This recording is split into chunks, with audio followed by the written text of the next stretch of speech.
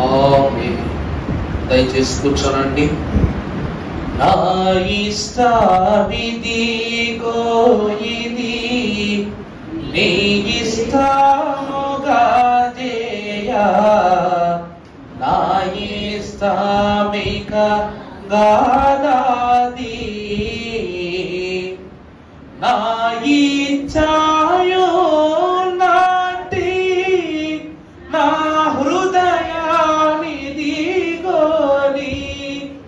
కేదియే రాజా Kia సింహాసనమో అనుబోనాదిదిగో గై ఓనమియో ప్రభువాని అనికి ప్రాతి క్షేంచోమి. దైవ సాన్నిధ్య సహవాస అంతస్తులోనికి ప్రభు పేరిట ఆహ్వానితులై ఈ రెండవ దిన శిలువ ధ్యాన కూటములలో ఏకీభవించిన మీ అందరకును క్రీస్తు ప్రభుని యొక్క శుభములు సదా అనుగ్రహింపబడును గాక. ఆమేన్. ఈ రెండవ దిన కార్యక్రమం ఏకీభవించిన మీ అందరకును ప్రభు పేరిట మరణాత మరణాత.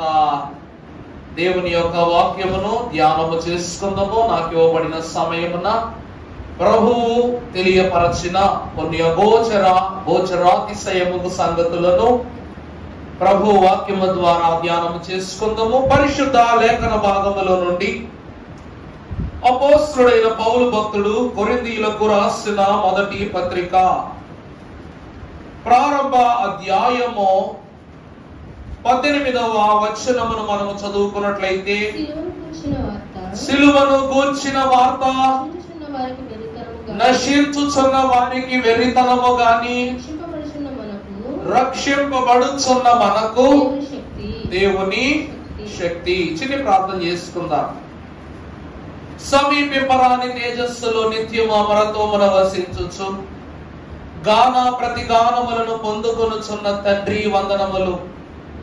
స్థల జ్ఞాని అయ్యున్న మీరు మా జ్ఞానమునకు ఏమాత్రమును అందరు అయినను మిమ్మల్ని అర్థము చేసుకొనగల అనేక పద్ధతులను మాకు నేర్పించిన దేవా, అందు పాటల పద్ధతిని, స్తుతుల పద్ధతిని, వాక్య పఠన పద్ధతిని ముగించుకుని వర్తమాన పద్ధతిలోనికి ఏకీభవించిన మాకు నోటికి నోరుగా, తలంపునకు ఆత్మీయ తలంపుగా, వినుచున్న నీ బిడలకు చెవులుగా అగుపరచబడి శ్రేష్టమైన మర్మములను నీ సిలువ వాక్కు ద్వారా ప్రసరింప చేయమని, సిలువ ప్రకాశముతో మన యొక్క చీకటిని పరిహారము చేయు నిత్య వెలుగును రక్షణకర్త అయిన యేసు నామమున మిక్కిలి వినయముగా బ్రతిమలాడి వేడుకొనుచున్న మా ప్రియ పరలోకపు తండ్రి, ఆమేన్. సిలువనాథుని యొక్క సహవాస హస్తము సదా మిమ్ములను ప్రకాశింపజేసి దీవించును గాక. చదువుబడిన వాక్య భాగము, సిలువను గూర్చిన వార్త నశించిపోవుచున్న వానికి వెర్రితనము గాని రక్షింపబడుచున్న వానికి దేవుని శక్తి. అమలారా, ఈ వాక్యము, ఈ వచనము ఎన్నో వాక్యాలకు లేక ఎన్నో వర్తమానాలు దైవజనులు, దైవ యాజకులైన వారు, పలు యాజకులు బోధించుట మీరు వినుట జరిగింది. అవునంటారా కాదంటారా?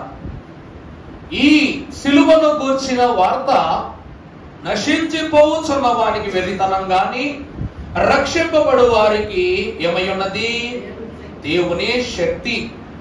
ఎన్నో వర్తమానాలు విన్నాం. ఇన్ని వర్తమానాలు విన్న మీకు ఎప్పుడు సిలువను గూర్చిన వార్త నశించిపోయే వానికి ఎందుకు వెర్రితనమైంది, రక్షింపబడిన వానికి ఎందుకు శక్తి అయిందని ఎప్పుడైనా ఆలోచన చేశామా మనం? దైవజనులు దేవదాసయ్య గారు అన్నారు, సిలువ శోధన అవమానమా బహుమానమా అన్నారు. చెప్పాలి, మీరు చెప్పాలమ్మేంటి? బహుమానం. ఎందుకంటే నశించుచున్న వానికి ఏమై ఉన్నది? వెర్రితనం. అతను ఏమనుకుంటున్నాడు? అవమానంగా భావిస్తున్నాడు. కాబట్టి వెర్రితనముతో పోల్చుకున్నాడు. మనము రక్షింపబడిన వారము గనక మనకేమై ఉన్నది? దేవుని శక్తి. మరి మనకేమై ఉన్నదట? బహుమానం. అవమానపు వరస ఒక పక్క, బహుమానపు వరస ఒక పక్క. మనము బహుమానపు వరసలో ఉన్నాం కాబట్టి మనకు శక్తి గురించి తెలుసు. మరి అవమానపు వరసలో ఉన్న వారిని అట్లా విడిచిపెట్టేస్తామా? ఎందుకంటే ప్రభు వాక్యము రక్షింపబడిన వారికైనా రక్షింపబడని వారికైనా చెప్పే మాట ఒకటి, మందలో ఏ ఒక్క గొర్రె అయినను చెప్పండి తప్పిపోవుట గాని నశించిపోవుట గాని దేవునికి ఇష్టము కాదు గనుక ఎందుకు వీరు వెర్రితనముగా భావిస్తున్నారో ఈ రోజు మనం తప్పక తెలుసుకోవాలి. ప్రభునందు దేవుని ప్రియమిట్లారా, ఒక వచనాన్ని పరిశుద్ధులకు మహోన్నతుడైన దేవదేవుడు సెలవిస్తూ ఉన్నారు. మనం చూసినట్లయితే హెబ్రీలకు రాసిన పత్రిక 12వ అధ్యాయం 2వ వచనమును మనం చూసినప్పుడు పౌలు భక్తుడు సెలవిస్తున్న మాట, మనము కూడా ప్రతి భారమును సులువుగా చిక్కునబెట్టు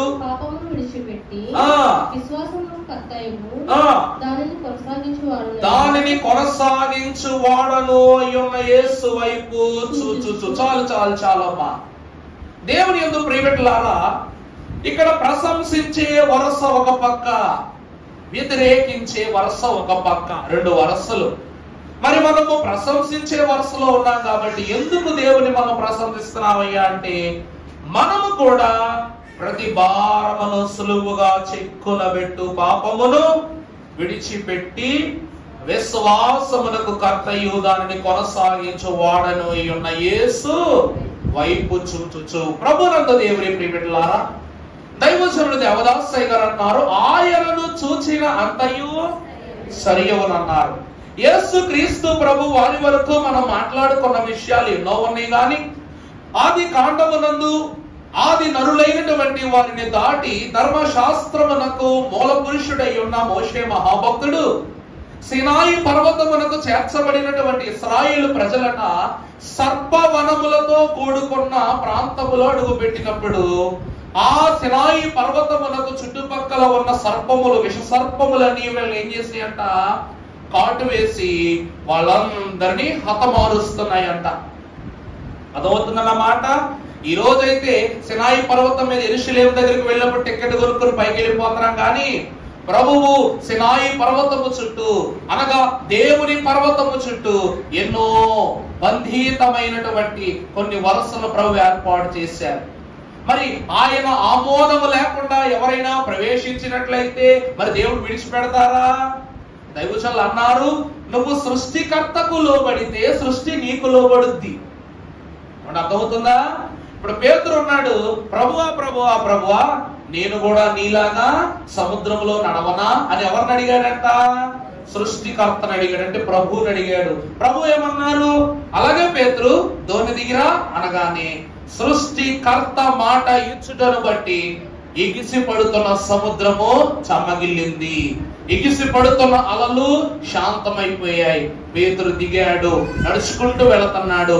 వెళుతూ ప్రభువును చూస్తూ నడుస్తున్నాడట. ఎవరు చూస్తూ? ప్రభువుని చూస్తూ. ఎందుకంటే ప్రభువు యొద్దకు వెళుతున్నాడు కాబట్టి ప్రభువునే చూడాలి. నడుస్తున్నప్పుడు ఈ సముద్రాన్ని చూసి ఒక పక్క గుండె దడబట్టుకున్నట అలల వైపు చూశాడట. అప్పుడు వెంటనే ఏమైపోయింది? సముద్రము రైట్ నా వైపు చూస్తావురా కబడదా దాన్ని ఏం చేసిందట? ఎగిసి పడింది అన్నమాట. ఎగిసి పడగానే ఏమైపోయినప్పుడు మళ్ళా మునిగిపోవటం. అప్పుడు మరలా అంటున్నాడు, ప్రభువా ప్రభువా ప్రభువా మునిగిపోతున్నా కాపాడు. అప్పుడు ప్రభు ఏం చేశారట? ఆయన చేతినిచ్చి పేతురుని ఏం చేశారు చెప్పండి? పైకి లాగారు. దేవుని ప్రియమిత్రులారా, సృష్టికర్తకు సముద్రము లోబడిందా లేదా? మరి ముందంతా నీటిగా నడిచిన పేతురు ఉన్న బలంగా కుప్పకూలడానికి కారణము దేవుని వైపు చూస్తేనే అన్ని సరవుతాయి. దేవుని వైపు చూడకుండా అన్ని ఎలా సరవుతాయి? ఇక్కడ అవమానములనుగా భావిస్తున్న వెర్రి జనమునకు ఇదంతా ఎలా ఉందంటే దేవుని చూడని వారుగా ఉన్నారు. అక్కడ చూశారు కదా. మనము కూడా ప్రత్యేకంగా వాక్యముల భక్తుడు అంటున్నాడు, ఎవరైతే విడనాడబడి ఉన్నారో వాళ్ళందరికీ వాక్యం చెప్తుంది, మనం వాళ్ళు ఎలాగైతే రక్షింపబడ్డారో మనం కూడా ఎలా చేయాలి? మనము కూడా ప్రతి భారమును సులువుగా చిక్కులను పెట్టు పాపములను విడిచిపెట్టి విశ్వాసములకు కర్తయ్యును దానిని కొనసాగించు వాడనైన యేసు వైపు ఏం చేయాలంట? చూచుచు. చూడండి, మన ఎదుట ఉంచబడిన పందెపు రంగములో ఏం చేయాలా? ఓపికతో పరిగెత్తాలి. పేతురు ఏం చేశాడంట? అమ్మో, ఈ సముద్రం నా మీద ఎగిసి పడిపోద్ది, ఇది నా మీదకి వచ్చేలోపు ప్రభు దగ్గరికి పరిగెత్తేయాలనుకున్నాడా? అడుగు మీద అడుగు వేసి తిన్నాడు, ఓపికగా వెళ్ళాడంట. మనం కూడా ఎలా చేయాలి చెప్పండి? ఓపికతోని ఈ లోకపు శ్రమలను దాటాలి. ఆ తరువాత ఆయన తన ఎడల ఉంచబడిన, చూడాలి ఈ మాట, ఆయన తన ఎడల ఉంచబడిన ఆనందము కొరకై అవమానము నిర్లక్ష్య పెట్టి సిలువను సహించి దేవుని సింహాసనము యొక్క కుడి పార్శ్వమున అవమానమును సహించి, అనగా నీ ఎదుట ఎవరికి ఇబ్బందులు లేవు చెప్పండి. నువ్వు అలంకారంగా ధరించుకునేటువంటి ఈ బంగారము కూడా మట్టి అనే అవమానాన్ని దాటే మెరుపు అనే యొక్క బహుమానంలోనికి వస్తుంది. అలాగే మనం ఈరోజు ధరించుకున్న తెల్ల దుస్తులు, ఈ దుస్తులు, ఈ వస్త్రములు పత్తి పంట, మరి ఎన్ని నేళ్లతో, ఎంత రైతు, ఎంత ఇబ్బందితో, ఎన్ని అవమానాలు పడి, ఎన్ని తిప్పలు పడి, ఎన్ని శోధనలు పడి దాన్ని తయారు చేసి ఇస్తున్నాడు. అవునా కాదండి? శ్రమ లేనిదే స్వర్గము లేదు కదా. శ్రమలు లేనిది ఏమి లేదంట, స్వర్గము లేదంట. యేసు ప్రభు వారు కూడా సిలువను అవమానముగా గ్రహించకుండా ఆయన ముందున్న సింహాసనం అనే బహుమానము కోసమే ఆయన ఏం చేశారంట? అడుగులు వేస్తూ ముందుకు వెళ్ళారంట. ఇక్కడ ఈ విసర్జింపబడిన జనం అంటున్నారు, వాళ్ళు ఎలాగైతే ప్రభు వైపు చూశారో, వాళ్ళ భారములు ప్రభు మీద మోపారో, మనం కూడా ఏం చేయాలి? మనల్ని వేదన పెట్టు చిక్కులన్నీ ప్రభు మీద మోపాలి. దేవుని యందు ప్రియపెట్టలారా, దేవుని వాక్యములో ఎందరో సిలువను ఎత్తుకున్న వాళ్ళు ఉన్నారు. ఎంతమంది ఉన్నారండి సిలువను ఎత్తుకున్న వాళ్ళు? ఎందరో ఉన్నారు, ఒకరేంటి? ఉదాహరణకు యేసు క్రీస్తు ప్రభువులాగే జీవించిన ఒక మహాపురుషుడు, భక్తుడైన యోసేపు గారు, యాకోబు కుమారుడైన యోసేపు. ఈ యోసేపు యొక్క చరిత్ర మీరు చూస్తే పరిశుద్ధ గ్రంథములో ఆదికాండం 37వ అధ్యాయం 24వ వచనములో ఒకసారి చదువమ్మా మాట. ఆదికాండం 37:24. అతనిని పట్టుకుని అమ్మా ఆ గుంటలో పడద్రోసి, ఆ గుంట వట్టిది, అందులో ఏమి లేవు. చాలండి. ప్రభునందు దేవుని ప్రియబిడ్డలారా, యోసేపు సొంత అన్నల చేతే ఏమి చేయబడ్డాడంట? త్రోసి వేయబడ్డాడంట, ద్వేషం పొందబడ్డాడంట. మరి యేసుక్రీస్తు ప్రభువును తిట్టిందెవరు? కొట్టిందెవరు? మొత్తిందెవరు? మరి శోధించిందెవరు చెప్పండి? మాట్లాడితే రోమా ప్రభుత్వం మీద, రోమా అధికారం మీద తోసేస్తాం. ఇదిగో మాకు బరబ్బాయే కావాలి, ఎవరొద్దు? యేసు ప్రభు వద్దే వద్దు అన్నదెవరు? యూదులే కదా. ప్రభువు యోధా గోత్రములో జన్మించిన వారు కనుక తన వారే, తన స్వజనమే ప్రభువుని ఏమి చేశారంట? అవహేళన చేసి గేటు వేసేసారంట. మరి రెండవదిగా చూసినట్లయితే మరొక వచనం చూద్దాం. ఆదికాండం 30:28 చదువమ్మా. 28వ వచనం. అమ్మా, మిద్యానీయులైన వర్తకులు ఆ మీదుగా వెళ్ళుచుండగా వారు ఆ గుంటలో ఉన్న యోసేపును పైకి తీసి చూసారు. రెండో చూడండి, గుంటలో నుండి యోసేపును బయటికి తీసి ఐగుప్తు దేశము యొక్క వర్తకులు అనగా వ్యాపారస్తులకు వీళ్ళని ఏం చేశారంట? అమ్మేశారంట. ఎవరు అమ్మేశారు? అన్నయ్యలే. మరి యేసుక్రీస్తు ప్రభువును అమ్మేసింది ఎవరు? యేసు ప్రభువును అమ్మేసింది ఎవరు? శిష్యుడు. మామూలు శిష్యుడు కాదు. ప్రభువు పాదముల దగ్గర ఉండి కష్టము, నష్టము, సుఖము, సంతోషము, పరలోకము, నరకము, దేవుడు అని అన్ని క్లుప్తంగా తన కళ్ళారా చూసిన ప్రియ శిష్యుడైన ఇస్కరియోతు యోధా తన స్వజనుడే ఏం చేశాడంట? ఎన్ని నాణ్యాలు అమ్మేశాడంట? 30. మరి యోసేపు గారిని ఎంత అమ్మేశాడంట చెప్పమా? 20 తులముల వెండికి. ఆయన్ని వెండికి అమ్మేశారు, ఈయనను కూడా వెండికి అమ్మేశారు. తులం అంటే ఎన్ని కాసులు? 10 కాసులు కదా. తులం అంటే 10 గ్రాముల, క్షమించాలా, తులం అంటే ఎంత? 10 గ్రాములు. మరి ఈ ప్రభువునేమో 30 నాణ్యాలకు అమ్మేశారు. మరి నాణ్యం ఎంతో నాకు తెలియదు కానీ అక్కడేమో ఆయనేమో ఎంత అమ్మేశారంట? 20 తులాలకు అమ్మేశారంట. ఇద్దరిని దేనికి అమ్మేశారు చెప్పండి? వెండికే అమ్మేశారన్నమాట. ఇక మూడవదిగా చూసినట్లయితే 39వ అధ్యాయం ఆదికాండం 20వ వచనం చదువు తల్లి. మూడవ దినమునందు ఆ దినము ఫరో యొక్క జన్మదినం కనుక సేవకులందరికీ యుద్ధం చేయించి వారి నడుమ పానదాయకుల అధిపతి తలను భక్ష్యకారుల అధిపతి తలను పైకెత్తి పానదాయకుల అధిపతి ఉద్యోగము మరలా అతనికి ఇచ్చారు కనుక అతను ఫరో చేతికి కిన్నెలిచ్చారు. చాలండి. ఈ మూడవది ఏమిటంటే ఈ సమయమున ఈ యొక్క భక్తుడు ఎవరనగా యోసేపు గారిని ఈ కొనుక్కున్నటువంటి పొతీఫర్ ఎక్కడ తీసుకెళ్ళాడంట? తన ఇంటికి తీసుకుపోయాడంట. ఇంటికి తీసుకుపోయి తనను తన పని వాండ్లకు అతను ఏం చేశాడు? ఇన్ఛార్జిగా, చిన్న పిల్లోడైనా సరే తన తెలివితేటలకి తన యొక్క చాతుర్యానికి ఆశ్చర్యపోయినటువంటి ఈ పొతీఫర్ ఏం చేశాడంట? ఇంట్లో పెట్టుకున్నాడంట. ఇంట్లో పెట్టుకుంటే మరలా ఇక్కడ కూడా కహాని మొదలైంది. ఏమిటంటే ఒక యజమానురాలయ్యుండి ఒక బిడ్డ చిన్న యవనస్తుడి పైన తన భార్య ఏం చేస్తుందంట? వ్యామోహం, వ్యాకులం చూపించిందంట. అతను లొంగ తీసుకోవడానికి ప్రయత్నం చేసింది. ఒకవేళ అతను నీతిమంతుడు, దైవ భయము గలవాడు కాబట్టి విడిపించుకుని వెళ్ళిపోయినప్పుడు యోసేపు గారి యొక్క వస్త్రం ఎక్కడ పడిపోయింది? ఆ యొక్క గదిలో పడిపోయింది. దీన్ని రుజువు చేసుకుని పొతీఫర్ దగ్గర యోసేపుని ఏమని చెప్తుంది? ఇతడు నన్ను ఏం చేయాలనుకున్నాడు? మోహించాడు, నన్ను వేదన పెట్టాడు, ఇలా చేశాడు, నువ్వు అతను విడిచిపెట్టడానికి వీల్లేదని పొతీఫర్ చెప్పగానే ఈ బుద్ధి పొతీఫర్ భార్య కొందని తెలిసి కూడా యజమానురాలిని ఏం చేయకూడదు? అవమానపరచకూడదు కాబట్టి పొతీఫర్ ఏం చేశాడంట? తను తీసుకెళ్లి చెరసాల్లో పెట్టాడంట. పెట్టాడా లేదా? చెరసాల్లో పెట్టాడంట.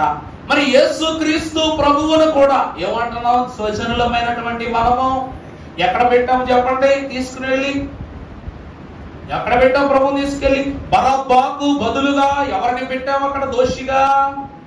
ప్రభు మాత్రం ఏం చేశారు? ప్రభు ఏమన్నా తప్పు చేశారా? ప్రభు ఏ తప్పు చేయలా. అంత మాత్రం కాక మీకు మాట చెప్పనా?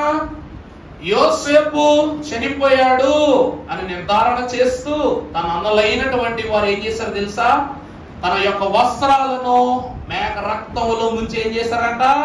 తీసుకెళ్లి తండ్రికి చూపించారంట. తండ్రి ఇదిగో తమ్ముడు ఏమైపోయాడు? చనిపోయాడని చూపించారంట. అలాగే యేసుక్రీస్తు ప్రభు వారి యొక్క ఎర్రటి వస్త్రము కూడా మీరు ఏం చేశారు చెప్పండి? నాకు కావాలంటే నాకు కావాలి, నాకు కావాలంటే నాకు కావాలని దానిని పంచుకుని ఒకరు దానిని జాగ్రత్త చేసుకుని ప్రభువుకు ఆనవాలుగా వస్త్రాన్ని కనపరుచుకున్నారు. దేవుని ప్రియబిడ్డలారా, ఎంత దగ్గర సంబంధం ఉందో చూసారా? చివరికి శ్రమలు లేనిదే స్వర్గము లేదని దైవజనులు అన్న మాటను బట్టి శ్రమ పడిన యోసేపు ఐగుప్తు దేశమునకు ప్రధాన మంత్రి. శ్రమ పడినటువంటి యేసుక్రీస్తు ప్రభు పరలోక రాజ్యమునకు ఏమై ఉన్నారు? ప్రియాసుతుడై ఉన్నాడు, పునరుద్ధాన ప్రాప్తితుడై ఉన్నాడు. కనుక శ్రమ ఉంటేనే ఏముంటదంట? స్వర్గం. ఇప్పుడు చెప్పండి, సిలువ అంటే శ్రమ పెట్టేది. ఈ సిలువే లేకపోతే శ్రమ వస్తుందా? శ్రమ లేకపోతే బహుమానం వస్తుందా? భక్తులు ఏమన్నారు? నిందకు ఎన్ని బహుమానాలు? 100 బహుమానాలు. మరి మన యేసుక్రీస్తు ప్రభువు ద్వారా పొందిన నిందలెన్నో, ఆయన బిడలమైన మనకు ఈనాడు దేవుడు ఇస్తున్న బహుమానాలు ఎన్నో. ఇప్పుడు చెప్పండి, సిలువను గూర్చిన వార్త వెర్రితనమైనదా వార్త లేక శక్తి కలిగిన వార్త? చెప్పాలి, మీరు చెప్పాలి, చెప్పడమ్మా. వెర్రితనం ఎందుకైందో తెలుసా? మోషే చెప్తాడు అప్పటికి, ఇదిగో అని ఎత్తడి సర్పాన్ని చేయించి, అబ్బాయి దీని వైపు చూస్తే మీరేమవుతారు? బ్రతుకుతారు. అర్థమైందన్నమాట.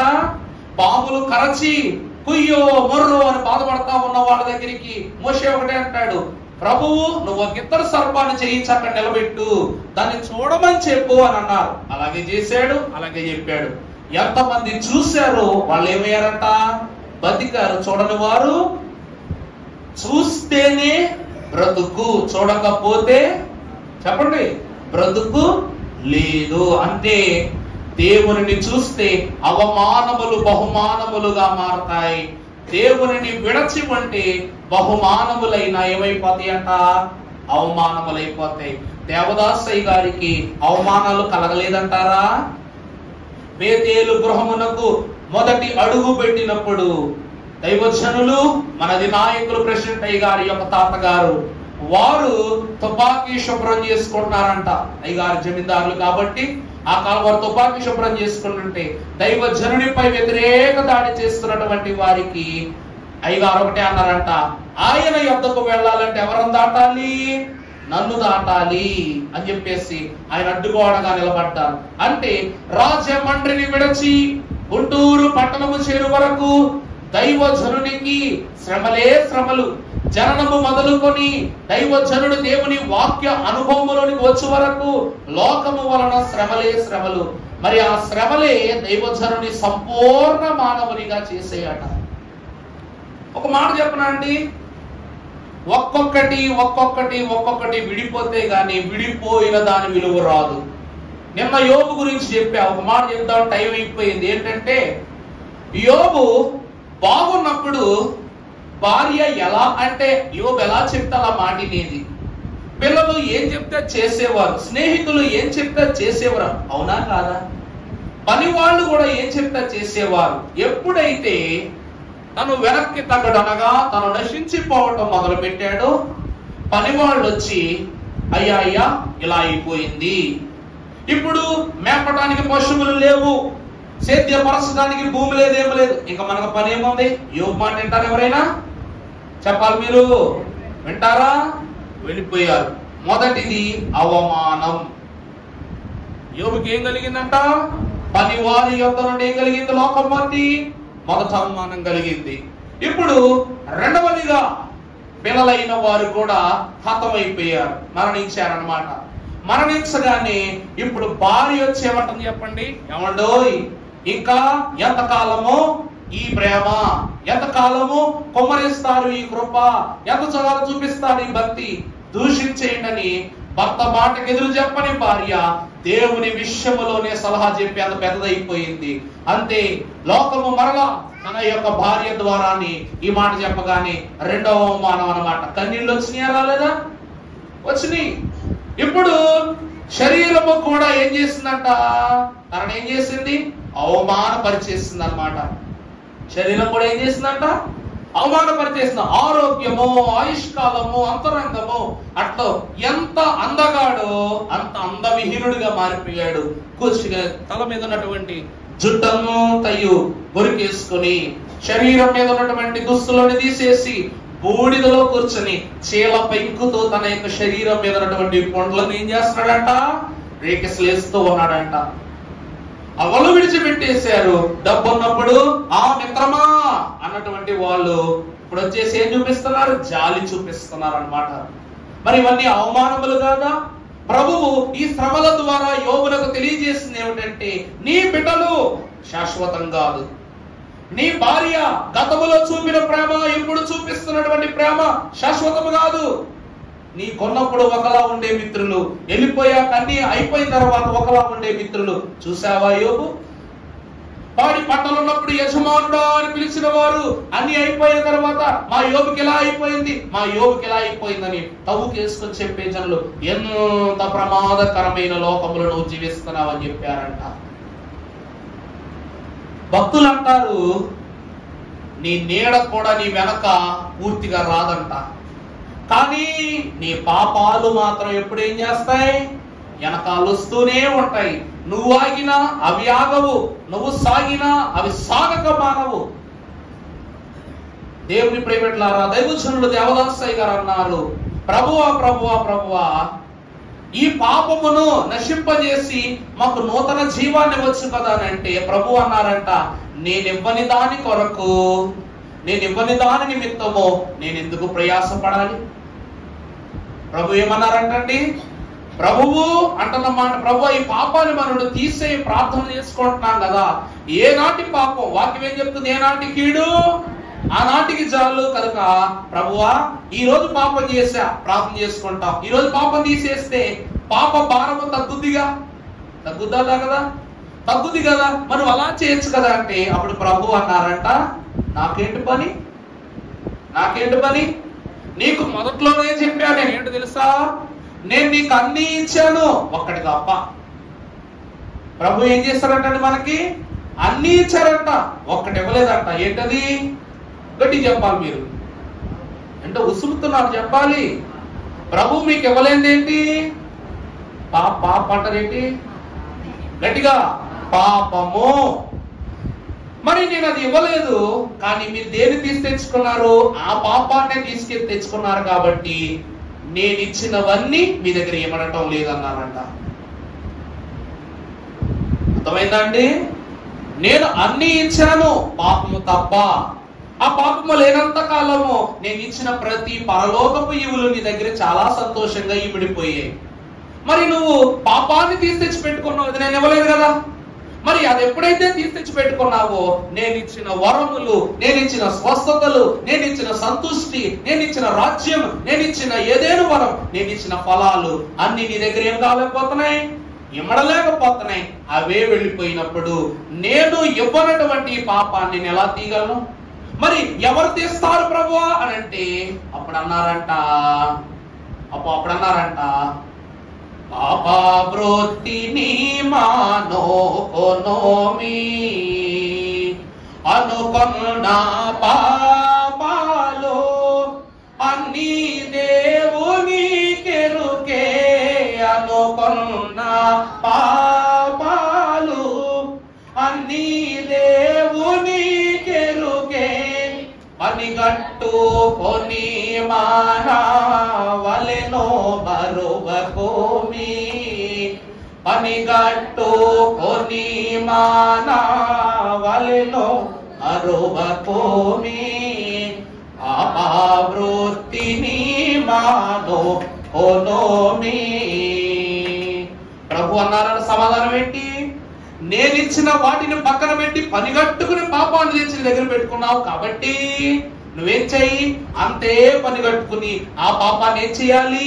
మానుకో అన్నారంట. అర్థమైందా అండి? నీ ఇంట్లో నువ్వు తెచ్చి పెట్టుకున్న వస్తువు నువ్వే బయట పారవేయాలి. అర్థమవుతుందా? దారిద్ర్యము మన ద్వారానే గృహంలోనికి వచ్చిందంటే ఆ దారిద్ర్యాన్ని పారద్రోలి వేయగలిగే స్థితి కూడా ఎవరి చేతిలో ఉంది? మన చేతిలో ఉంది.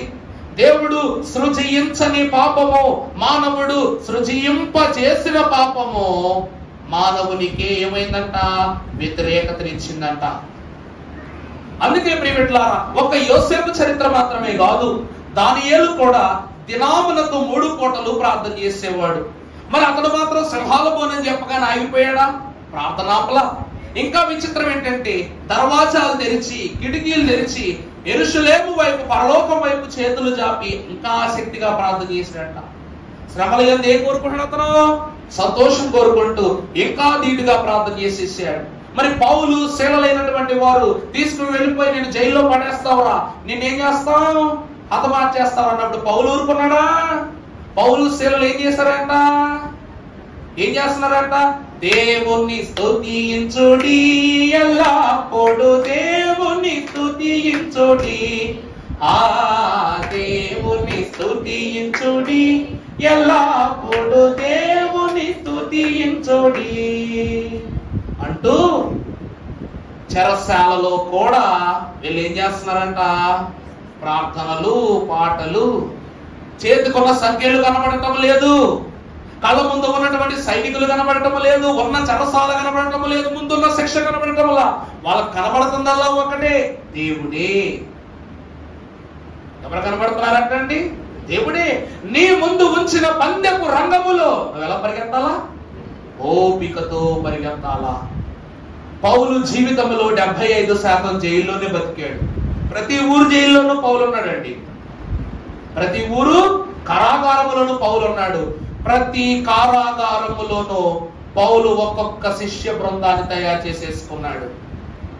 మనము చదువుకున్న రోమా పత్రిక, కొరింథీ పత్రిక, హెబ్రీ పత్రిక, ఫిలిప్పీ పత్రిక, కొలస్సీ పత్రిక, ఏ పత్రిక అయినా సరే ఎక్కడ కూర్చొని రాశాడు? జైల్లోనే. నిజం చెప్పాలంటే మహాత్మా గాంధీ మన 10 రూపాయల నోటు మీద, 500 రూపాయల నోటు మీద చిన్న పిల్లవాడి మాదిరి నవ్వుతున్నటువంటి ఆయన ఆత్మకథ ఎక్కడ రాశారంట? జైల్లో రాశారంట. ఆయన రాస్తూ ఒక వివరణ ఇచ్చారంట. ఇక్కడ రాసుకున్నదగినట్టు స్థితి అక్కడ ఏంటి అని అడిగినప్పుడు తోటి ఖైదీలు గొప్ప గొప్ప మహానుభావులు అందరూ ఎక్కడ రాశారంట? వారి కథలో ఎక్కడ రాశారు? జైల్లోనే రాశారు. కాబట్టి నేను వారి జాబితాలో చేరదలుచుకున్నానని చెప్పాడంట మహాత్మా గాంధీ గారు. కారణం ఏమిటంటే దేవుని ప్రియమిట్లారా, ఏ స్థలమైనా సరే దేవునికి ఏమైపోవాలి? మహిమకరముగా మారిపోవాలి. మన ఎదురుగా శ్మశాన వాటిక ఉంటది. దాన్ని చూడగానే మనం అనుకుంటాం, అమ్మో శ్మశాన వాటిక. దాని ఎదురుగా పొద్దున్న లేస్తే దాని దర్శనం ఏంటో, దాన్ని చూస్తే శనంటుకుంటదేమో, భూతాలు మన దగ్గరికి వచ్చేస్తాయేమో, పాపాలు మనకు చుట్టుకుంటాయేమో, మన పిల్లలకి ఇంకేదైనా అయిపోద్దేమో. ఏమండి, మనుషులే పెద్ద భూతాలు. మనుషులు ఎవరంట? పెద్ద భూతాలు. ఎంత పెద్ద భూతాలంటే ఓ అంటే పెద్ద పెద్ద మంత్రాలు చదువుతూ ఎంత పెద్ద దెయ్యాన్ని పట్టుకొని ఎంత గాజు సీసాలో బంధిస్తానంటాడు. మరి మనిషి కంటే పెద్ద భూతం ఎవరు? భూతాలనే భయపెట్టేస్తున్నాం. అక్కడ ఎవరుంటారో తెలుసా? నిరీక్షిస్తున్న ఆత్మలు ఉంటాయంట. అక్కడ ఎవరుంటారంటండి? నిరీక్షిస్తున్న ఆత్మలు. మరి పొద్దున్నే ఈస్టర్ పండుగ రోజు పొద్దున్నే ముఖము, కాళ్ళు, చేతులు స్నానము చేసి మంచి బట్టలు ధరించుకుని పూల దండలు పట్టుకుని ఉదయకాలమే వెళ్ళి అక్కడికి వెళ్ళి జ్యోతులు వెలిగిస్తాం. మరి అప్పుడు గుర్తురారా? అప్పుడు గుర్తురావా భూతాలు? తోటి మనిషి అన్నాడనా? దేవుని ప్రియమిట్లారా, సమాధి అనగా స్తూపము. స్తూపము దైవజనులు ఏమన్నా తెలుసా? మనము అనగా క్రైస్తవ జనమైన మనము సిలువను బట్టి చెప్తున్నాం వినండి. అక్కడ మనం ఏం చేస్తాం? ఒక మరణించిన వ్యక్తిని భూమిలో ఏం చేస్తాం? గడి చెప్పండి. ఆ మాటను ఏమంటాం మనం? అమ్మా సమాధి తర్వాత కడతాం. ముందేం చేస్తాం? మనిషిని తీసుకెళ్ళి గడి ఎవరో చెప్పారు అంటే భూస్థాపన. చూడు, మీరే చెప్తున్నారు. భూమిలో ఏం చేస్తున్నాం? వాళ్ళని స్థాపిస్తున్నాం. దేవుని ప్రియమైన రై గారు ఏమని రాశారు? వెరివిలేని మహిమ సేనలు దరిని నుండగా నన్ను చెంతను స్థిరముగా స్థాపించునెవరు? సిల్వబడ్డ యేసుక్రీస్తే. చూసారా? మనము భూమిలో మనం గనులైన మన పితరులను ఏం చేస్తున్నాం చెప్పండి? స్థాపన చేస్తున్నాం. భూమిలో స్థాపిస్తున్నాం. దహనమునకు స్థాపనకు ఎంత తేడా ఉందో చూడండి. ఈరోజు శంకుస్థాపన అంటే దాని అర్థం ఏంటి? గృహమును నిర్మించుటకు పునాది రాయి వేస్తున్న మూలరాయిని శంకుస్థాపన అంటాం. భూస్థాపన కూడా అంటే ఒక చిన్న పునాది రాయి నుండి అంత పెద్ద గృహం ఎలాగైతే నిర్మాణము జరుగుతుందో, మానవుడు భూమిలో స్థాపింపబడి మహిమ దేహముతో దేవుని రాజ్యమునకు పయనమయ్యే పరిశుద్ధ స్థానమే ఏమై ఉన్నది? సమాధుల దొడ్డై ఉన్నది. మరి యేసుక్రీస్తు ప్రభువును అక్కడ దాయటాన్ని బట్టే కదా భక్తులు ఏమన్నారో తెలుసా? ప్రభువును ఆ సమాధికి అడ్డగముగా వేయబడినటువంటి రాయి ఆపలేకపోయిందంట, సైనికులు ఆపలేకపోయారంట, మరణం ఆపలేకపోయిందంట. అందుకే ఉన్నారు, మరణమా నీ ముళ్ళు ఎక్కడ? మరణమా జయం ఎక్కడ? మరణమా నీ ముళ్ళు విరిగెను, మహిమ క్రీస్తుకు నిత్యము అన్నారు. మరి ఎంత ఘనమైనటువంటి శ్రమానుభవములతో కూడుకున్న శిలువ మరణము అవమానం అని ఎలా భావించాలండి మనం? అవుతుందా అండి? మనిషిగా పుట్టిన తరువాత నలిగిపోవాలి. మొన్న చెప్పాను మీకు, తల్లి కడుపు చించుకుని బయటకు వచ్చే బిడ్డ, తల్లికి అనగా బిడ్డకు జన్మనిస్తున్న తల్లి ఇద్దరూ నవ్వుతూ ఉండరు. మానవుని యొక్క పయనము, తొలి ప్రయాణము, తొలి ఆహ్వానమే దేనితో మొదలైందంట? శ్రమతో మొదలైందంట. మొదలైందా లేదా? నవ్వుతూ ఏ పిల్లడు పడతాం చూశారు మీరు? నవ్వుతూ ఏ తల్లి జన్మనివ్వడం చూశారు మీరు? బిడ్డ ఏమన్నా అవుతాడేమోనని, తల్లికి వేదన పుడుతుందేమోనని డాక్టర్ గారు మత్తు మంది ఇచ్చి ఆపరేషన్లు చేస్తారు. ఆపరేషన్ అయిపోయిన తర్వాత బిడ్డ పుట్టాక స్పృహలోకి రాగా నొప్పి రాదా? వస్తుంది కదా. మానవుని యొక్క ఆహ్వానమే శ్రమ. మానవుని యొక్క ప్రతి ఆహ్వానము కూడా శ్రమే. ఈ శ్రమలను మనము గ్రహించి స్వర్గము వైపు చూడకపోతే శ్రమలను దాటి మహాశ్రమ రాబోతుందంట. శ్రమల తర్వాత ఏమొస్తుందంటండి? మహాశ్రమ. అది ఎటువంటి శ్రమ తెలుసా? శ్రమలు కల్గునయ్యో వినండి, ఏటేండ్ల మహాశ్రమలు కల్గునయ్యో వినండి. శ్రమలు సార్వలోకులకును, శ్రమలు సార్వమతములకును, శ్రమలు సార్వలోకులకును, శ్రమలు సార్వమతములకును, క్రమములేని క్రైస్తవులకు కనని వినని కఠిన బాధలు. క్రమములేని క్రైస్తవులకు కనని వినని కఠిన బాధలు, శ్రమలు కల్గునయ్యో వినండి. చాలండి. ఆ శ్రమలు ఏ శ్రమలంట? 7 ఏండ్ల మహాశ్రమలట. ఈ శ్రమలు ఎవరికి కలుగుతాయి అంటే, శ్రమలు సర్వ లోకులకును, శ్రమలు సర్వ మతములకును. ఎవరిని విడిచిపెట్టాడు దేవుడు? నీకొక ఐస్ క్రీమ్ కొనిపెట్టి ఇంకొక ఐస్ క్రీమ్ కొనిపెట్టినట్టు తారతమ్యాలు చూపించి నా బిడ్డ ఒక లెక్క, నన్ను విశ్వసించిన వారు ఒక లెక్క అనుకుంటారా ప్రభు? ఇవేమీ ఉండవు. మొన్నే చెప్పాను కదా, పెద్ద చిల్లు పడినా బిందెలో ఉన్న నీరు పోతుంది, చిన్న చిల్లు పడినా నీరు పోతుంది. చివరకు ద్రవమంతయు ఏమైపోద్దంట? ఖాళీ అవుతుంది. కాబట్టి చిన్న పాపమైన ఆత్మ జీవమును తగ్గించు, చిన్న చిల్లు పాత్ర నీటిని చివరకు లేకుండా చేయనన్నారు. కాబట్టి ఈ శ్రమ అన్ని మతాలకు, ఈ శ్రమ అందరకు. ఇంకొకటి ఏమిటి తెలుసా? ఇప్పుడు గమనించండి. నేనే దేవునిలో, దేవునితో, దేవుని యందు ఎంత విశ్వాసంతో ఉన్నాను, నాకు తక్కువ శ్రమ కలుగుద్దంటారే ప్రియబిడ్డలారా, బాప్తిసం పుచ్చుకున్న వారులారా, దేవుని నా దేవుడిని అంగీకరించిన వారులారా గమనించండి. క్రమము లేని క్రైస్తవులకు కనని వినని ఏ బాధలు? వాళ్ళకన్నా మనకే ఎక్కువ దెబ్బలు. యోసేపు దేవుని వైపు చూశాడా? అన్నయ్యలు చూశారా? చెప్పాలి మీరు. యోసేపు గారే దేవుని వైపు చూశారు. దేవుని వైపు ఎంత చూశాడో లోకము చేత అంత చిన్న చూపు చూడబడ్డాడు. శ్రమలు అనుభవించి అనుభవించి చివరకు శ్రమ పడుతున్న అన్నలకు తనేమయ్యాడంట? ఆధారం అయ్యాడు. దానియేలు కూడా అంతే. దానియేలు విశ్వాసము కూడా అంతే. రాజునకు నీ దేవుడు ఆధారుడై ఉన్నాడు, నీ దేవుడు సహాయకుడై ఉన్నాడు, ఆయనను విడిచిపెట్టడని దానియేలు విశ్వాస జీవితం రాజుకు కూడా నమ్మికను కలిగించింది. ఎదురున్న సింహాలతో కాదు పొంతు, క్రోధమ సింహమై ఆయన ఏం చేస్తారు? రక్షకుడై కాపాడతాడని రాజు అన్నాడు.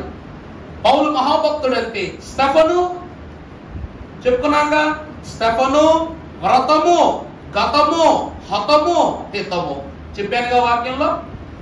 గతములో స్టెఫన్ ఏమై ఉన్నాడు?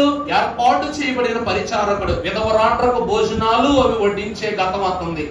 అతనికి ఇవ్వబడిన అధికారంతో పాటు అతను ఏం చేశాడట? గతముతో పాటు వ్రతం ఎత్తుకున్నాడట. వ్రతం అంటే ఏంటి? దేవుని పరిచర్య, దేవుని వాక్య బోధ. అప్పుడు చూస్తున్నటువంటి లోకం ఏం చేసింది? స్టెఫన్ని రాళ్లతో కొట్టి హతము చేసేసింది అనమాట. హతం అయిపోతే దెబ్బలు తింటూ ఆకాశం వైపు చూస్తున్నాడట. ఒక వచనాన్ని చూపిస్తాను పరిశుద్ధ గ్రంథములో నుండి. అపోస్తుల కార్యముల గ్రంథం 7వ అధ్యాయం 58వ వచనం మనం ఒకసారి చూసినట్లయితే,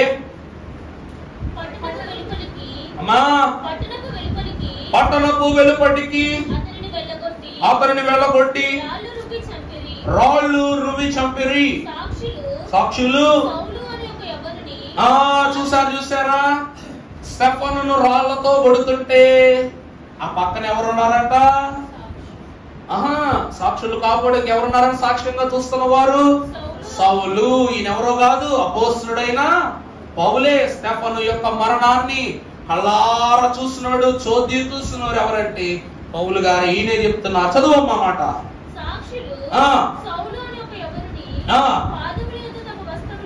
పెట్టిరి. యేసు ప్రభువా నా ఆత్మను చేర్చుకొనమని. అప్పుడు ఏమైందంట? తరువాత అతడు మోకాళ్ళుని ప్రభువా మోపకమని ఈ మాట పలికి నిద్రించెను. సౌలు అతని చావునకు సమ్మతించారు. ప్రభునందు ప్రియబిడ్డలారా, ఇతను ఏం చేశాడంట? అపోస్తలుడైన పౌలు భక్తుడు. ఇన్ని పత్రికలు రాయటానికి మూల కారకుడు ఎవరో తెలుసా? స్టెఫను.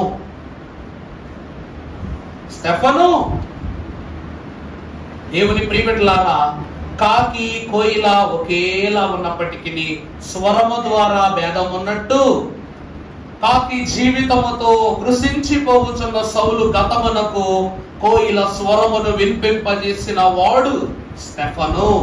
ఈ స్టెఫను నశిస్తూ ఆకాశము వైపు చూసినప్పుడు దేవుని కుడి పార్శ్వమును కూర్చున్న మనుష్య కుమారుని పరలోక సమూహాన్ని ఎక్కడి నుంచి చూశాడంట?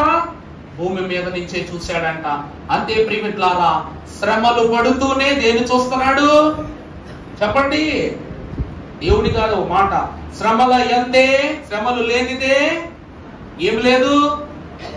అయ్యో చెప్తారు కదమ్మా, చెప్పండి, గట్టి చెప్పండి అమ్మా తల్లి.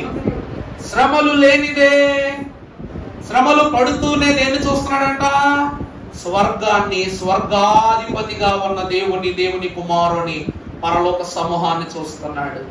తక్షణమే ఎవరంట? ప్రభు తక్షణమే స్టెఫనును తీసుకుని వెళ్ళిపోయారంట. మరి సిలువ ఇతనికి శ్రమ, సిలువ అనగా శ్రమ. శ్రమ అవమానమును తెచ్చిపెట్టింది, వెను వెంటనే తెచ్చిపెట్టిందంట. బహుమానాన్ని కూడా తెచ్చిపెట్టిందంట. ఈ అవమానము తాత్కాలికము, ఆ బహుమానము నిరంతరము నిత్యము నిలిచిపోయేది. సిలువ ధ్యానాలు అనగానే ప్రభు అది చేస్తున్నంట. అన్ని దెబ్బలు తిన్నారంట, ఇన్ని దెబ్బలు తిన్నారంట. నిజమునకు దెబ్బలు తిన్నది నీ వల్లనే కదంట అని ఎప్పుడైనా మనం అనుకుంటామా? ఒప్పుకోం. ఏమో ఎవరికి తెలుసు, ఎప్పుడో ఆ కాలంలో కదా ప్రభు హింసించారు. ఈ రోజు మనం హింసించట్లేదా? నీ క్రియలు, భక్తుడైన ప్రసంగి అంటాడు, వ్యర్థం వ్యర్థం వ్యర్థం. భూమి మీద నిలిచి ఉన్న ప్రతి ఒక్కటి చెప్పాలి వ్యర్థం. భూమి ఉన్నంత కాలము వ్యర్థం ఉంటుంది. వ్యర్థం ఉన్నంత కాలము మనం వ్యర్థ క్రియలు చేస్తున్నాం. మరి ప్రభువు ఆనాడు సిలువ శ్రమలు పొందుకున్నట్టు ఈనాడు పొందుకుంటున్నారు. మనిషి కనబడకపోయినా ఏం కనబడుతున్నాయి? శిష్యులు ప్రభుతో అన్నారు, నువ్వు మా ప్రభువేనా అని అడిగితే, శిష్యులారా చూసుకోండి అయ్యా బాబు, ఇదిగో 2 గాయాలు, కాళ్ళకు 2 గాయాలు అని. పునరుద్ధానుడైన తరువాత కూడా మాననటువంటి గాయాలు ప్రభువుకున్నాయి అంటే నీ మలినం ఏ స్థితిలో ఉందో చూసుకో. దెబ్బ పోయినా ఏం పోదంట? మచ్చపోదు. కానీ దేవునికి దెబ్బే ఇంకా తగ్గల. మచ్చమాట దేవుడు ఎరుగు, కానీ దేవునికి ఇంకా ఏం తగ్గల? పచ్చిపుండుగానే ఉంది. ఇంకా పచ్చిపుండు చేయడానికి తోమ ఏం చేశాడంట? చేతిలో చెయ్యేశాడంట, ప్రక్కలో చెయ్యి పెట్టాడంట. మరి ఇంకెంత బాధాకరము. మరి మనం ఏమని పాడుకుంటామో తెలుసా? లాస్ట్ లోను, యేసు నన్ను ప్రేమించి. ఆయన ఎప్పుడు ప్రేమిస్తాడు. మరి మనము మరి ప్రభువుకి ఇలా పెట్టి రుజువు అని అడుగుతున్నావు. మరి ప్రభువుకి అవమానం కాదు అది? నువ్వు మా ప్రభువేనా అని అడుగుతున్నావే. అమ్మ దగ్గరికి వెళ్ళి, కన్న తల్లి దగ్గరికి వెళ్ళి, నువ్వు అసలు తల్లివేనా అన్నావంటే ఆమె ఏమైపోద్ది? 9 మాసాలు మోసి పాలిచ్చి పెంచి నేను ఎంత తోడు చేస్తే నన్ను ఏమన్నా నువ్వు తల్లివా అని ఒక్క మాటకు తీసి పడేస్తావు. మరి తల్లి గుండెమైపోద్ది? నువ్వు మా నాన్నవేనా అన్నావంటే తండ్రి ఏమైపోతాడు? మరి మానవులమై ఉన్న మనకి అదంత పెద్ద అవమానం అయితే నువ్వు మా ప్రభువేనా అని అడిగితే మరి ప్రభు ఇంకేమైపోవాలి? ఆయన ఏది చెప్తే అది చేయాల్సిన నువ్వు ఆయననే ప్రశ్నించేంత గొప్పవాడు అయిపోయావే, ఆయననే నిందించేంత గొప్పవాడు అయిపోయావే. మరి నిన్ను బట్టి ప్రభు ఇంకెంత అవమానపడాలి? దేవుని ప్రియబిడ్డలారా, అవమానం మనకు కాదు, సిలువ వల్ల ప్రభువుకు అవమానం ఆయన పొందెను, బహుమానము మనకిచ్చారు. ఏ అవసరం ఉందని ప్రభు ఇవ్వటానికి? ఏ అవసరం ఉందని గమనించండి, గ్రహించండి. ఆఖరి వచనం చూడండి ఒకసారి. గలతీ పత్రిక 6వ అధ్యాయం 14వ వచనం చదువు ముగించుకుందాం. అయితే మన ప్రభువైన యేసుక్రీస్తు సిలువ యందు తప్ప అద్ది లెక్క దేవుని మాటకు యోగ్యులమై ఉన్నటువంటి దేవుడైన పరిశుద్ధ పౌలు అంటున్నాడు, ప్రభువు అతిశయపడినది దేని మీద? సిలువ. అంటే అవమానము మీద అతిశయపడ్డారు. నువ్వు పడ్డ పాపాల మీద, క్రియల మీద, దోషాల మీద ఆయన ఏం పడ్డాడంట? అతిశయపడ్డాడంట. ఇప్పుడు చూడండి, అది నాకేమవునంట? అతిశయపడ్డాడు కాబట్టి ఇవన్నీ నాకేమైపోయినాయి? దూరం అయిపోయినాయి అన్నమాట. ప్రభువే నీ పాపాలను ఇష్టపడకపోతే, పాత్రలో తీసుకోకపోతే అవి నీ దగ్గరే ఉంటే ఈరోజు నీ పరిస్థితి ఏమైపోను? నువ్వేమైపోను? నీ క్రియలు ఏమైపోను? నీ శోధనలు ఏమైపోను? తర్వాత చదువమ్మా. దాని వలన నాకు లోకమును చూసారా? వాక్యం ఏమంటో చూసారా? ప్రభువే ఆ అవమానం తీసుకోలేకపోతే ఇప్పుడు మనం బ్రతుకుతున్నాం. ఈ బ్రతుకు వాక్యం ఏమంటుంది? నేను లోకమునకు, లోకము నాకేమైపోను? సిలువ వేయబడును అన్నమాట. అంటే నీకు గుండు సూది గుచ్చుకున్నా గుణపము గుచ్చుకున్నట్లే, నీ మనసులో ఘోరంత సమస్య ఉన్నా కొండంత శోధన చూసినట్లే, అలాంటి శోధనను ప్రభు ఏం చేశారంట? తన శోధనగా మార్చుకున్నారు. అతిశయపడ్డారు కాబట్టి నువ్వు ఈ రోజు ఏం పడట్లా? అవమాన పడట్లా. దేవుని సంఘమా, మనస్సు పెట్టి గ్రహించండి, ఆత్మ పెట్టి గ్రహించండి. మరో మాట పౌలు అంటున్నాడు 2వ అధ్యాయం 20లో, నేను క్రీస్తుతో కూడా సిలువ వేయబడి ఉన్నాను. నేను అంటే దాని అర్థం ఏంటో తెలుసా? నేను తప్ప వేరొకడు లేడు. పౌలు ఏమంటున్నాడు? నాలాంటి వాడు తప్ప వేరొకడు లేడు. ఎందుకంటే పౌలు వంటి మహాభక్తుడు మరొకడు చరిత్రలో పుట్టలేదు, పుట్టబోడు అన్నారు అయ్యగారు. నేను క్రీస్తుతో కూడా సిలువ వేయబడ్డానని అంత శ్రమ నేను అనుభవించాను. ఇకను జీవించు వాడను నేను. చూడండి, దేవుడు మీ శ్రమలను ఆయన తీసుకోవటాన్ని బట్టి, మీ శోధనలు ఆయన తీసుకోవటాన్ని బట్టి ఇప్పుడు ఈ శోధనలన్నీ ప్రభువుకి వెళ్ళిపోయి ప్రభువు పరిశుద్ధత ఎవరికి వచ్చేసింది? మనకు వచ్చేసింది. ప్రభు ఏమన్నారు? నావన్నీయు మీవి, మీవన్నీయు. అంతే కదా? ప్రభువు నీ పాపాన్ని తీసుకుని ప్రభువులో ఉన్న తత్వాన్ని ఇచ్చేశారు. కాబట్టి ఇప్పటి నుండి మనలో ఎవరు జీవిస్తున్నారు? చెప్పాలి మీరే. ఇక జీవించు వాడను నేను కాదు. ఎవరు జీవిస్తున్నారు? క్రీస్తే నా యందు జీవించుచున్నాడు. నేను ఇప్పుడు శరీరమందు జీవించుచున్న జీవితము నన్ను ప్రేమించి నా కొరకు తన్ను తాను అప్పగించుకున్న దేవుని కుమారుని యందలి విశ్వాసము వలన జీవించుచున్నది. అర్థమైందమ్మా? ఇప్పుడు నువ్వు సిలువ శ్రమలు అనుభవిస్తున్నావు, ఆచరిస్తున్నావు. అనుభవించట్లా, ఆచరిస్తున్నావు. శ్రమ ఆయన అనుభవించాడు, దీక్ష నువ్వు ఆచరిస్తున్నావు.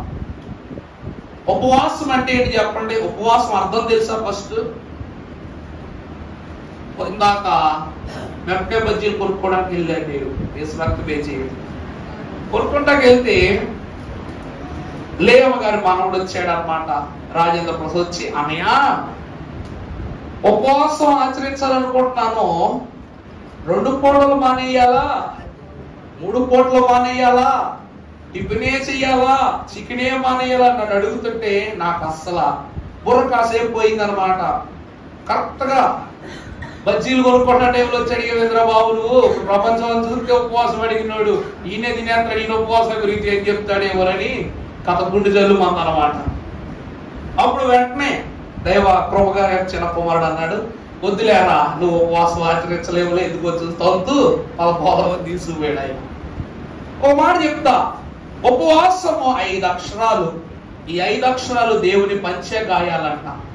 బాగా గుర్తుపెట్టుకోండి. ఊ అనగా ఉపేక్షించుట. రాసి పెట్టుకోండి. ఊ అనగా ఉపేక్షించుట. ప అనగా పరీక్షించుకొనుట. తర్వాత స అనగా సహవాసము చేయుట. తర్వాత వ అనగా వసించుట. మో అనగా ముచ్చటించుట. ఉపేక్షించుట అనగా నీకు ఇవ్వబడబోచున్నటువంటి నీ దీక్షకు కల ఫలితము నిమిత్తం నువ్వేం చేయాలి? దేవుని ఎదుట ఉపేక్షించాలి, వేచి ఉండాలి, నిరీక్షించాలి. రెండవది పరీక్షించడం అంటే నువ్వు దేవుని ఎదుట చేస్తున్న ఈ దీక్ష సరా కాదా, దేవుని ఎదుట నీ నిర్ణయం పవిత్రమైందా కాదా. అందుకే ఏం చేస్తారు? తీర్మానం అని 7 మెట్లలో మెట్టు ఉంది, 3వ మెట్టు. తీర్మానం అంటే ఏంటి? పరీక్షించుకుని అంతస్తు. దేవుడు కావాలా, లోకం కావాలా? ఆ పరీక్ష అన్నమాట. మూడవది వా అనగా చెప్పండి, వసించుట. ఎవరితో వసించాలి ఉపవాసం? నువ్వు ఎవరి కోసం చేస్తున్నావు ఉపవాసం? ఉపవాసం అనగానే మా ఆయన కోసం ఉపవాసం చేస్తున్నానండి, మా పిల్లల కోసం ఉపవాసం చేస్తున్నానండి, డబ్బుల కోసం అప్పులు తీరాలని ఉపవాసం చేస్తున్నానండి, నీ బిడ్డల కోసం ఉపవాసం చేస్తున్నా గాని నీ బిడ్డను తీసుకొచ్చి ఉపవాస ప్రాంతంలో కూర్చోబెట్టవే. అర్థమైందండి?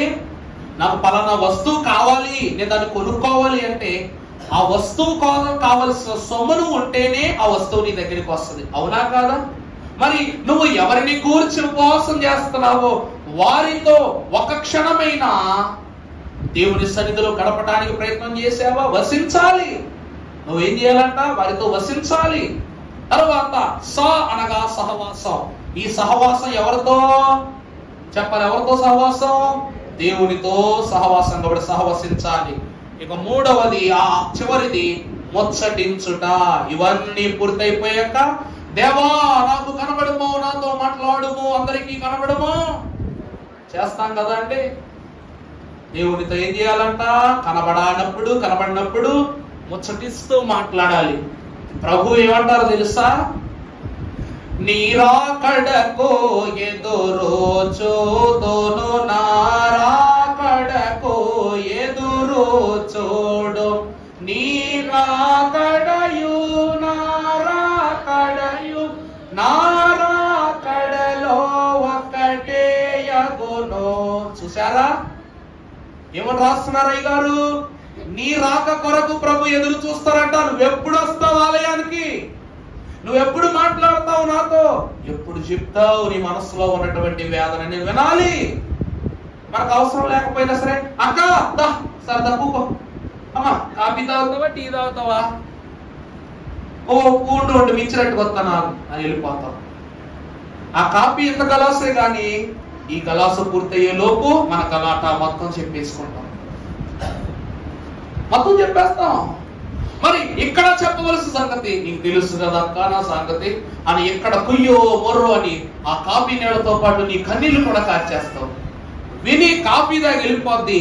నీకు గ్లాసుడు పాలు, అందులో అరచెంచా పంచదార, అరచెంచా టీ పొడి, యాలకులు అయితే యాలకులు, ఇంకేమన్నా ఎత్తి ఇంకేమన్నా, ఇవన్నీ వృధా ప్రయాసే. తాగి వెళ్ళిపోయే మనిషికి టీ కలిసి వస్తుంది అంతే, నీకేం కలిసి వస్తుంది?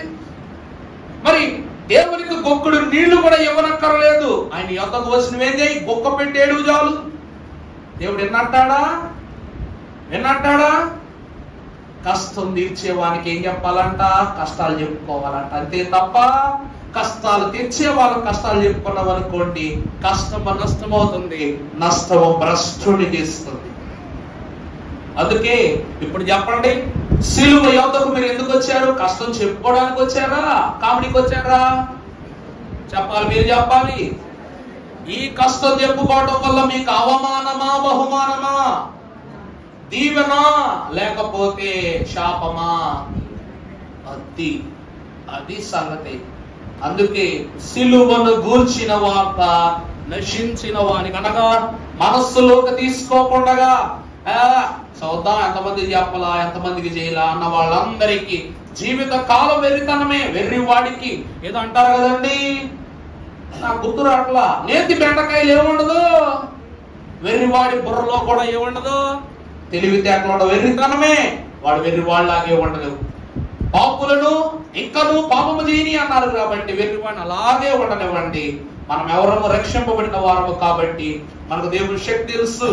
ఆ శక్తిని దేవుడు ప్రజ్వలింపజేసి అవమానములలో నివసించుచున్న మనలను బహుమాన నివాసము వైపు ప్రభు మోక్ష మార్గోపదేశము మరలింపజేసి దీవించునుగాక. ధ్యానం చేసుకుందాం.